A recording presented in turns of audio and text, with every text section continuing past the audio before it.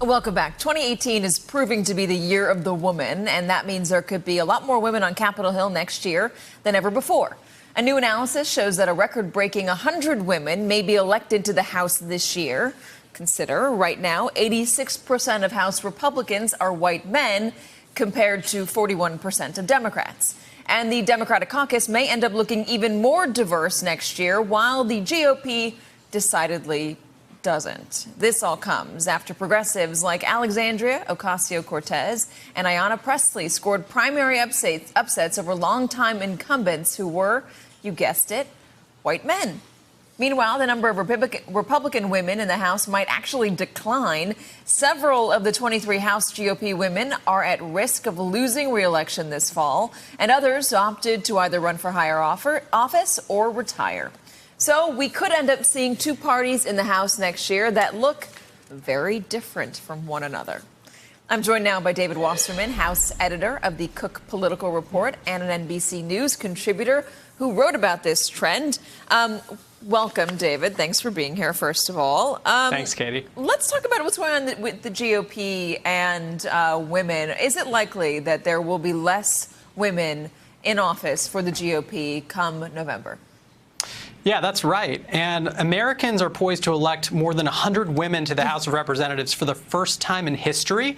There are likely to be between 30 and 40 new women in the House in 2019. Keep in mind, back in 1992, which was supposedly the year of the woman, that set a record of 24 new women in the House. We're talking about between 30 and 40 in 2018, so this could make that look tiny.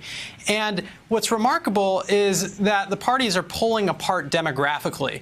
This is entirely driven by Democrats. Democrats are going to probably expand their ranks of women by a third, while Republicans could lose up to a third of their current women. Well, let's talk about 1992, because I listened to a fascinating interview with Dianne Feinstein that the New York Times did last week about 1992, and that being the year of the woman and what this year might mean. And she said that year it was Anita Hill's testimony on the Hill and the whole saga with Clarence Thomas that ignited women to say, hey, listen, maybe we need more people who look like us sitting in the Senate who can ask these questions, so someone like Anita Hill would not get totally dragged through the mud. It's 2018. Donald Trump is president. He's been accused by multiple women of harassment, abuse, and worse. He's denied all of those things. Is that contributing to all the women we are seeing running for office, especially on the Democratic side? Yeah, this is the year of the fired-up female college graduate, much as 1994 was the year of the angry white male, so to speak. But a lot of the attention has been on Alexandria Ocasio-Cortez and Ayanna Pressley, but there are a lot of Democratic women who I think will be national figures and household names in the future. People like Katie Hill from California, who ran an anti-homelessness nonprofit, Mikey Sherrill in northern New Jersey, who was a Navy helicopter pilot, or Abigail Spanberger in Virginia, who was an undercover CIA officer. And I think there is a chance that this class of recruits on the Democratic side, and let's be careful with the word recruit, because most of them chose to run themselves. Yeah. This could produce a future presidential nominee. In looking at these successes, the female House candidate successes in the primaries so far this year, there's a big disparity between the Democrats and the Republicans. 69% of female House candidates won their primaries in 2018 for the Democrats. Only 35% of female candidates running for Republicans, though, won their primaries. How do you explain the difference there? Well, clearly, this is a backlash to Trump, much as 1992 was a backlash to the Clarence Thomas Supreme Court confirmation, as you hinted. And what's unique about this year, the reason why the numbers are just through the roof, totally unprecedented on the Democratic side in primaries, is that Democratic primary voters are really responding to this message that Congress should look more like the people that it represents. Republican primaries thus far have mostly been about who's more loyal to Donald Trump. And so you're seeing that play out on both sides of the aisle, very different. And in looking at the GOP, are they going to pick up any seats with women this year?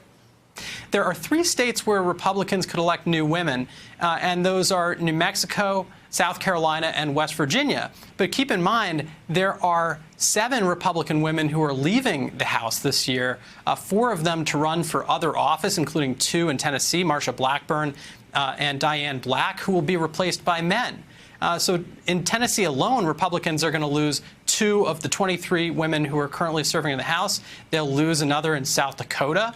Meanwhile, Democrats are poised to add 4 women in Pennsylvania and 3 each in Texas and perhaps Florida, perhaps Minnesota. So these gains are all over the map. Can you say that the driving force for the women who are winning are votes from other women?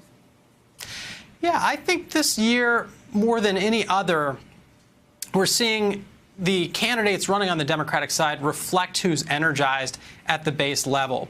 And the reason why Trump's historically abysmal approval rating with college-educated women is just so damning for Republicans is that they're the likeliest demographic to show up and vote in a midterm election to begin with.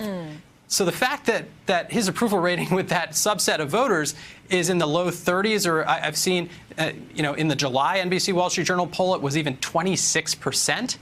That's just dreadful. And it's the intensity of that disapproval that is so potent, particularly in suburban districts. David Wasserman, thank you so much for joining us. We appreciate it. We're going Thanks to keep very an much, eye on Katie. November, that's for sure. Hello, YouTubers. If you're watching this, it means you've checked out our channel, so thank you. Now do me a favor, subscribe by clicking on that button down there.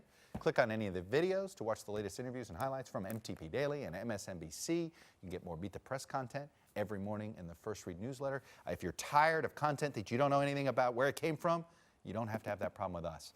NBC News, MSNBC, MTP, and the Meet the Press mindset right here for you on YouTube. Subscribe now.